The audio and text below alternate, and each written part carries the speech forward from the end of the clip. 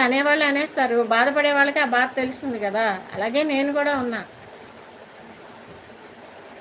నిన్న సాయంత్రం లైవ్‌లో నేను అంత కరెక్ట్ అంత పచ్చిగా మాట్లాడాల్సిన అవసరం ఏంటంటే, అక్కడ అవతలోళ్ళు మాట్లాడిన మాటలకి నేను అంత స్ట్రాంగ్‌గా వార్నింగ్ ఇచ్చా. అంతేగాని అది పబ్లిక్కు, నేను వాగకూడదు, నేను అనకూడదు అని నాకు తెలుసు. కానీ అవతలోళ్ళు ఎలా ఏమన్నారు అనేది మీకు తెలీదు. వచ్చేవాళ్ళు మాట అంతకుముందు కూడా మీరు భవానీ గారు ఒకసారి అన్నారు. మీరు లైవ్‌లో అలా ఉంటే వచ్చేవాళ్ళు కూడా రారని. ఓకే. రా వచ్చే ఇప్పుడు నచ్చితేనే వస్తారు. నచ్చకపోతే రారు కదా! ఎవరిని బలవంతం చెయ్యం. రాత్రి లైవ్‌లో కూడా మీరు అదే అన్నారు. మీరు అలా మాట్లాడకూడదు అని. అవతలోళ్ళు మాట్లాడిన మాటలు మీకేం తెలుసండి? ఒకసారి అంటే బావుంటుంది. 2 సార్లు అంటే బావుంటుంది. అవతలోళ్ళు అన్న మాటలు ఎంత స్ట్రాంగ్‌గా అన్నారో తెలుసా? ఆ స్ట్రాంగ్ కొద్దీ నేను మాట్లాడే తప్పే ఉంది.